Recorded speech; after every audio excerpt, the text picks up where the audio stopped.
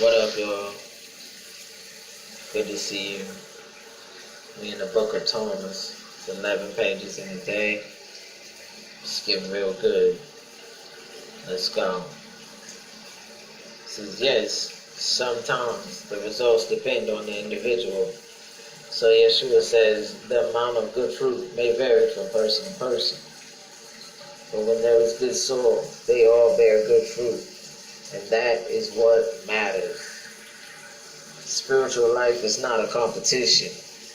Someone may have striven for lifetimes, and so in this life produces a spiritual bumper crop relatively quickly, whereas another may just be beginning and will produce much less. But this has nothing to do with superior or inferior, only how long they have been working at inner cultivation. The important thing is to note that Yeshua never said that some seed bore no fruit because it was bad or unworthy. There is no place here for laying blame on the yogi, for we are all inherently divine, and in the right soil, only divinity will manifest. Divinity is within us. We only need to provide the right environment for it to come forth. Oh, that's real.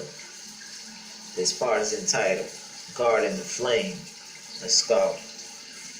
Yeshua said, I have cast fire upon the world, and see, I am guarding it until it blazes.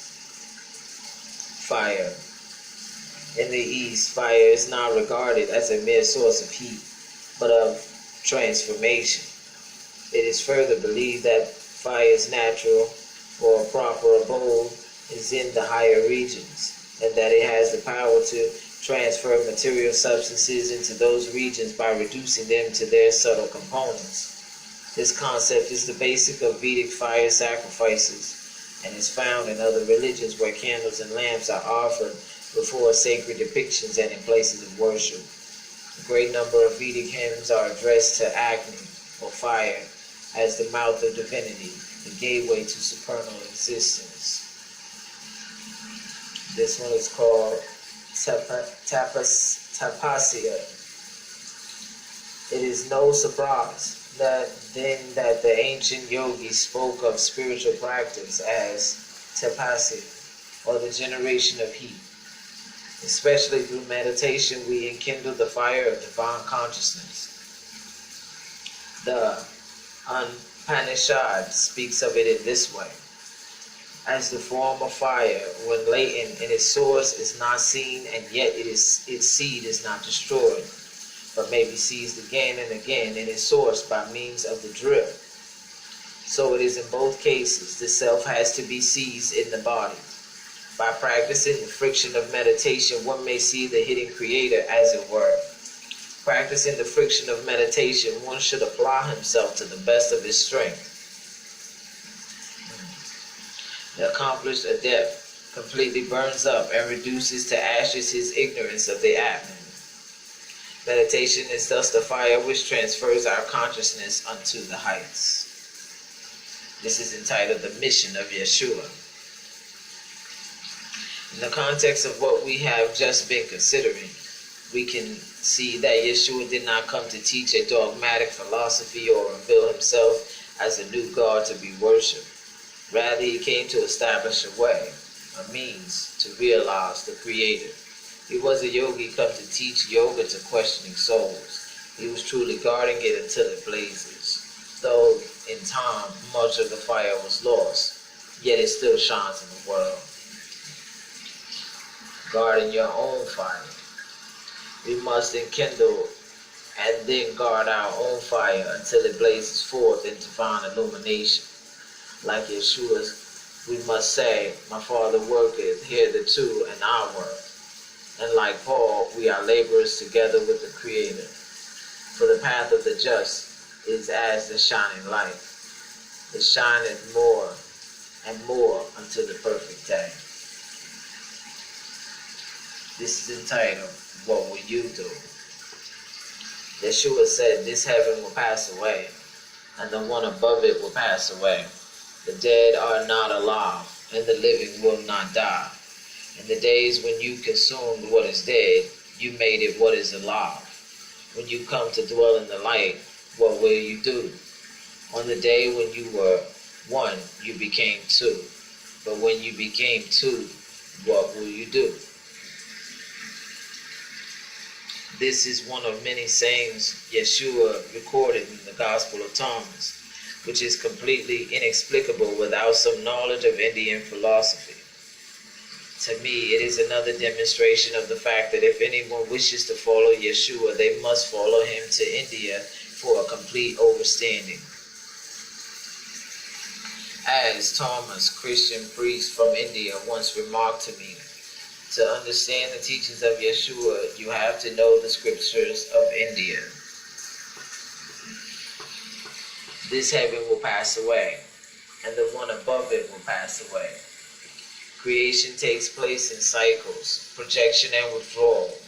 In fact, there is no such thing as creation, but rather there is manifestation. In Sanskrit, the word for the withdrawal of the worlds is pralaya, which means dissolution.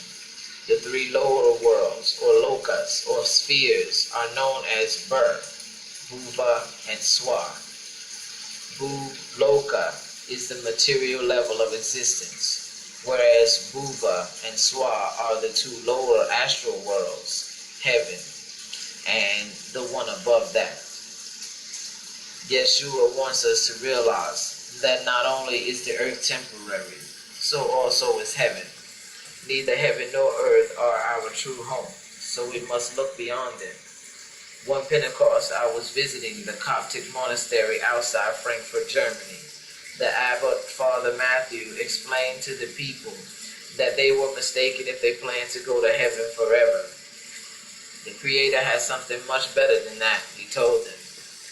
He intends for us to enter into the great light of the Creator, into himself. That is why Yeshua in his life, as David sang, when I awake, I am still with thee, and I will behold thy face in righteousness. I shall be satisfied when I awake with thy likeness. We must identify with our eternal nature. The dead are not alive, and the living will not die. Yeshua brings to his hearers the immortal teachings of the Bhagavad Gita. There was never a time when I did not exist, nor you, nor any of these kings, nor is there any future in which we shall cease to be.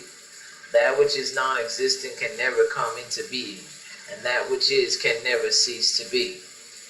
Those who have known the inmost reality know also the nature of is and is not. The reality which pervades the universe is indestructible. No one has the power to change the changeless. Bodies are said to die, but that which possesses the body is eternal. It cannot be limited or destroyed.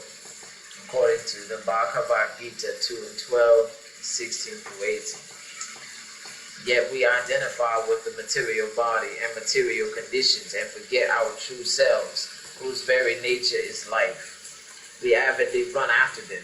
Practically speaking, we pursue death and deny life, seeking to vivify the dead and killing the living, our own self. In time, though, our true self breaks through and posits the question the angel asked the mourners at the tomb of Yeshua. Why seek ye the living among the dead? Yes, why indeed? This has to be one of the most powerful books I've read in a long time. And I'm grateful to have you with me on this track. However, we're going to take a pause for the cause and let you marinate on that good shit. This is the Book of Thomas, y'all. And it's getting more and more interesting with each day. It's 11 pages. Let's go. I love you. Be well. In the name of wellness. See you on the next track, y'all.